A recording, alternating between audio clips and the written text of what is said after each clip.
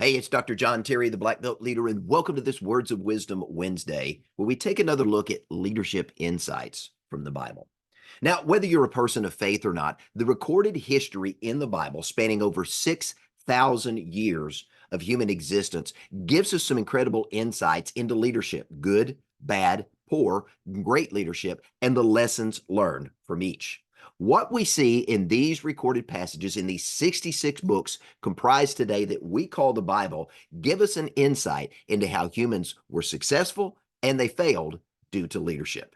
We're in the book of Exodus studying the life of Moses, and we want to pick up in chapter 16 and the first part of chapter 17 of Exodus in today's teaching.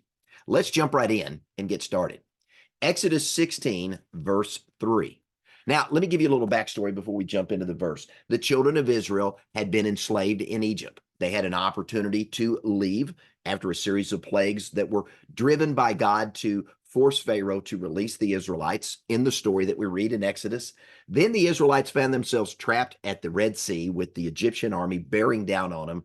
God miraculously parted the Red Sea. The Israelites walked through on dry land. The sea covered up the army of the king, and now the Israelites were free from bondage and slavery.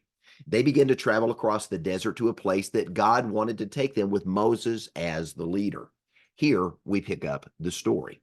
The Israelites began to complain, as they've been doing all along. They said to Moses, "If we had died by the Lord's hand in Egypt, there we sat around pots of meat and we ate all the food we wanted. But you, Moses, you brought us out into this desert to starve this entire assembly. All of our people, you brought us here to starve us to death." Now, there's a leadership insight that we can take from that, and that's this. As a leader, you need to understand that in times of stress, those that you are leading often want to go back to what worked for them in the past, even if there were conflict and struggles that were involved. In this scenario, in the story we read in Exodus, yes, there was food. There was ample meat and there was ample food for them to eat. However, the people have forgotten because their bellies were empty, but they had forgotten to look at the scars on their backs where they had been beaten because the people of Israel were slaves in Egypt and they were forced to endure very harsh treatment as they were commanded to do the king's bidding and to build his palaces and structures. That was their life. As a leader, you've got to understand that people will yearn for the familiar. People dislike that uncomfortable place that you as a leader are taking them to where growth happens. It's in those uncomfortable places where we have an opportunity to learn, to grow, and to become better, to learn to lean on ourselves and lean on others and come together as a team and to come together as an organization that is focused on one thing. Now, let's continue in Exodus chapter 16, verses 13, 14, 15. They were complaining about food, so notice the result. Moses had a conversation with God. God intervened and said, "I will provide for the people." That evening, quail came and it covered the camp. And in the morning, there was a layer of dew around the camp. When the dew was gone, thin flakes like frost on the ground appeared on the desert floor. When the Israelites saw it, they said to each other, "What is this?" The word manna. Moses said to them, "It is the bread God has given you to eat." Now, notice what happens. We saw earlier that in times of stress, followers want to go back to what worked in the past. They were complaining that they were hungry, that they were lacking in some way. That brings us to our second leadership insight of today's teaching. Good leaders serve their followers. They understand what it is that they have need of, and they do their very best to provide what is needed. In this particular scenario, in this story in Exodus chapter 16, we see the people were hungry. So what did the leader do? Moses and God coming together and identifying the problem. God, as the primary leader of this group of people, stepped in and provided food for them to eat so they could be sustained. Now, you may not be miraculously creating food for your people to eat, but understand this as a leader. If you are a good leader, you are tuned in and you are consciously aware of the needs of your people. and you will do anything and everything within your power that you can reasonably do to make sure that you don't leave them lacking. One of the areas that we often see leaders fail in their leadership is they ask people to do something, but they don't give them the tools, the resources, the explanations, and what is necessary for them to accomplish the task that they've been assigned. This is a reminder from Exodus chapter 16. Don't let that person be you. Now, let's jump into the first part of Exodus chapter 17, verse 1 and 2. Then they camped at Rephidim, but there was no water for the people to drink. So they quarreled with Moses and said, "Give us water to drink." Notice this same pattern that's taking place, and you're going to see it all through the book of Exodus, that over and over and over, these people fail to remember the wins of the past. And that brings us to lesson number 3. There will always be complainers within an organization. And if you're not careful, those complainers will become very vocal, or they will seek to undermine your leadership by drawing others to their cause and pushing you out as the leader. Some people are always going to find something to complain about because they always see the world as half empty. They are negative people. When you see a glass that's half full of water, some people are going to see it as half full and see this is what we have to work with. Other people look at the same glass of water and say, this is what's missing that we don't have. It will never work.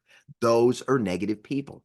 And negativity, if left unchecked, will spread like a cancer through an organization and can actually be the disruptor and destroyer of a great leadership organization.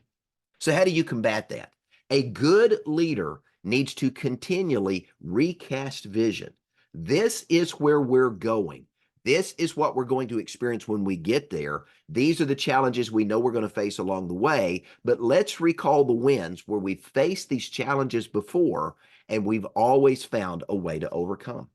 Martin Luther King Jr. was phenomenal at utilizing the ability to recast vision and recalling the wins along the way. He serves as another great example of an individual who understood this principle that there will always be complainers.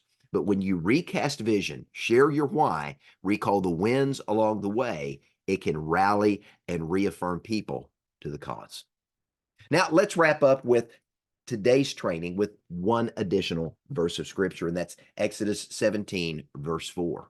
Then Moses cried out to the Lord, "What am I to do with these people? They are almost ready to stone me."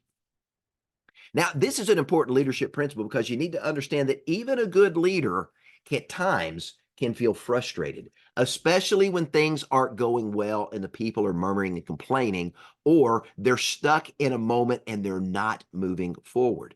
In those times, a leader can question his or her calling. Now, in this particular passage of scripture we read, despite the miraculous successes that the children of Israel had seen, where they witnessed the plagues of Egypt, where they were untouched, they witnessed a ball of fire that protected them from the Israeli army. They witnessed the parting of the Red Sea. They witnessed quail coming and providing food. They witnessed flakes of bread appearing from nowhere every single morning. Despite all of those miraculous successes, these people continue to complain. And the complaining over time began to take its toll on Moses as a leader.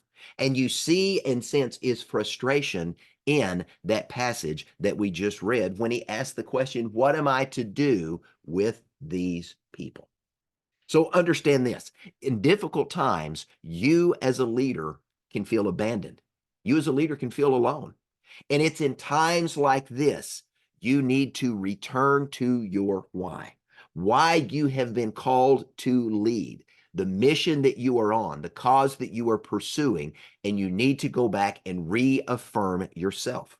That's why, as a leader, I'm a big proponent of positive affirmations and using positive affirmations to continually build yourself up, because there were always going to be people who want to tear you down. So again, In difficult times, you can feel alone. You can feel abandoned. Understand this is normal. And it's in those moments that you got to move past the doubt and move into the confidence of who you are, what you've been called to do, return to your why, revisit the wins along the way, and also cast the vision again to yourself and continually remind the people this is where we're going. This is our goal and objective. And here's what's going to happen when we get there. Hey, I hope you've enjoyed today's leadership insight from the Bible. And if you enjoy leadership lessons, whether faith-based or not, let me encourage you to check out two of my video channels, YouTube and Rumble. The channel name is the same, Be a Black Belt Leader. Now, if you're a podcast fan, I've got a podcast with a new episode each week on Spotify and all the major podcast channels. That podcast channel is Black Belt Leadership. You can search that on Spotify, iTunes, Apple Music, any of the major podcast channels that are out there. You'll find Black Belt Leadership. New podcast each week.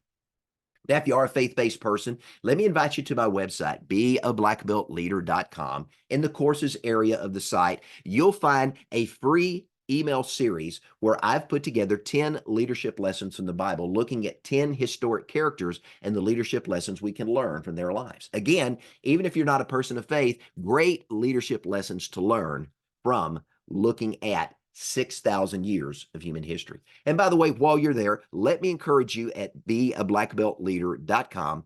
Check out the free and paid content, including my best-selling book, Black Belt Leadership 101. This highlights the 10 essential character qualities of what you have to embrace and live out in your life to truly be a black belt leader that lives life with black belt excellence.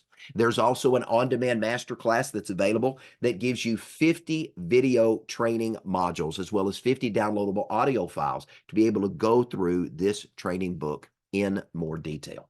While you're there, let me encourage you to check out all my social media channels where Monday through Friday each week, I'm posting tips, tools, insights, and resources to help you become a better version of who you are and what you do. And make sure you subscribe to my Substack channel where you can get my weekly leadership newsletter.